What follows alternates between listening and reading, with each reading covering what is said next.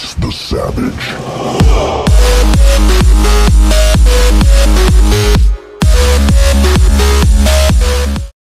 Hey guys, Thunderbolt here. Today I'm bringing you more Pocket Edition 0.9.0 news. So before I begin this video, I just want to say, can we please try hitting the like goal of 250 likes? My videos haven't been as interacted with in the past few months-ish, and I would really like to change that. So can we change that up a bit and give this video a few more likes than some of the past videos? If we can do that, that would be really awesome. Anyway, to start the video off, Johan says that he added water and lava drip particles. And basically what these are, if you're underneath a source block of water or lava and there's a block in between you and the source block, it will start dripping through the that other block, and it will create like this little particle effect on the underside of that block. And basically this is a pretty cool PC Minecraft feature. And DC Tiger, who's a pretty popular YouTuber and map maker, asks if there's going to be water and lava sound effects like in PC, and Johan says not in this version, but in the future. Jeb then says that he finished porting Mineshafts to Pocket Edition, and they also have spider spawners, but for now they only spawn normal spiders because cave spiders aren't added into the game yet. Also, there are no poison effects, so cave spiders would be pretty useless. Therefore, they spawn spiders. But mob spawners are confirmed because of this, so if you're wandering around in a mineshaft, be on the lookout for those spider spawners.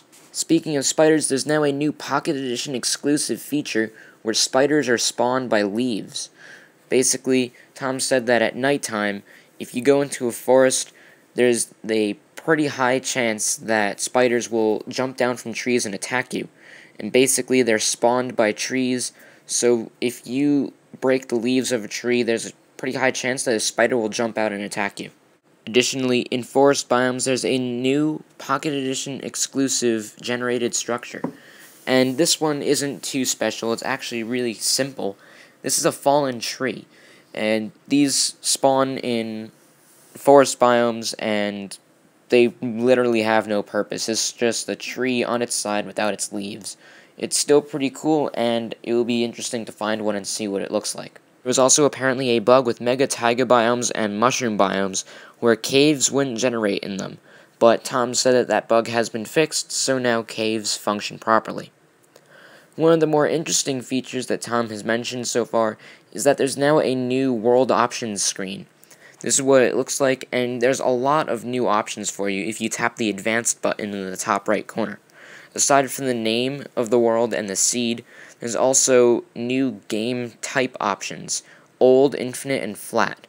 Old being the typical Pocket Edition world, it's 256 by 256 blocks. Then infinite being the worlds that are going to be in 0.9.0, and also super flat. And super flat is, well, a world without anything else in it. It's just empty. We also have the two game mode types, survival and creative, as well as a create world button. Someone had asked if hardcore mode has been added, and Tom says in 0.9.1 that may be a possibility. They wanted to add it, but it wasn't on their high priority list, so it's not making the update. Going back to the menu, people also started complaining about the alignment problem. If you look at the menu, the buttons on there aren't perfectly aligned, and Tom says that it is a bug, but they may or may not fix it depending on how much time they have, because it's not overly important. It's more aesthetics, so they don't really care about that. They just want to get the update out there, but it may or may not get fixed. Supposedly, there was also going to be a button that allows you to switch game modes, and Tom says that this actually isn't going to be in 0.9.0 because it was a lot harder than they expected, but they do plan on adding it in the future. Someone also asked if there's going to be different world sizes. It only shows the old and infinite sizes, and the developers said that there would be small, medium, and large. And Tom says that was the plan, but world sizes were taking a little too long, and they had to get the update out, so world sizes will be coming in a future update, but for now we're stuck with the legacy size, which is basically what we have now, and infinite worlds. Speaking of infinite worlds, Tom says that he sent himself to a distance of 32 million blocks, and basically something really weird happens. He calls it the stripe lands, and this is basically what it looks like. If you ever play PC Minecraft, then you've probably heard of the far lands, and that's basically the distance, or the maximum amount of distance that you can travel in the game before it starts to break down. And this is basically what's going on here. Infinite worlds really can't exist because of a lot of technical problems with the code that's being used behind the game. So basically what happens is the game eventually begins to break down. Tom has an explanation for this, and he says basically what's going on, the game is going completely insane because it can't count these huge numbers, hence the game breaks down. So someone asked if the same thing would happen if you had walked that distance, and Tom says yes, this would, and according to his research, the game begins to break down at around 700,000 blocks. So a, quote, infinite world really only extends to a distance of about 700,000 blocks. They aren't truly infinite, they never will be, and if you go to a distance of 32 million blocks, you will encounter those stripe lands, or the Pocket Edition Farlands. So people began wondering if this will happen to infinite worlds too, and Tom says basically no, they won't. Flat worlds will always stay infinite because they're really cheap on the memory and the phone processor.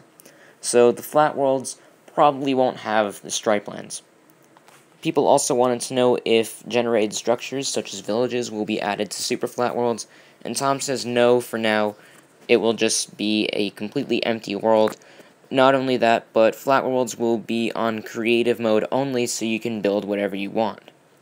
Now going back to the menu, if you look at the 3 game types, one of them is old being the worlds that we currently have, and in order for us to have the worlds that we currently have, the game borders have to be there, and Tom says that the borders have been added back, so that way if you do select the old option, then you can play in a confined space like we do now. So, for those who want to play in a small world, the borders are there. Speaking of old worlds, if you want to play on a old world in the new update, you're going to have to convert it. And basically, Tom has created this feature where if you go to play an old world, like he has done, then the game will convert it and make it compatible with the latest updates. So, old worlds will now be convertible into a new world. Somebody wanted to know if the converted worlds will include any of the new biomes, and Tom says no. In order to get the new generation on an old world, you'll have to create a new one, and the old worlds will have the, quote, old experience. So basically, it's just playing an old world on a new update. Moving away from world sizes, Jeb says that ravines are being skipped for the Pocket Edition because of performance issues, and he also says that the swamp biome is officially confirmed for 0.9.0. This last tweet comes from Tom, who posts a screenshot saying that he was playing Pocket Edition on an iPad, and I have to say, the game is really looking good. It is coming along so nicely, and if you were to remove the GUI for all of the on-screen controls and the chat button, basically, Pocket Edition would look just like PC, and that's really what they were hoping to achieve, and I think they've done a perfect job at it. I can't wait for the new update, and I'm pretty sure you guys can't wait either. Anyway, if you guys would like to see some more news videos on Pocket Edition in the near future, be sure to subscribe to my channel. Also, like this video because I'd really like to get to that like goal. And comment below with your thoughts, share this video, etc. And I'll see you next video.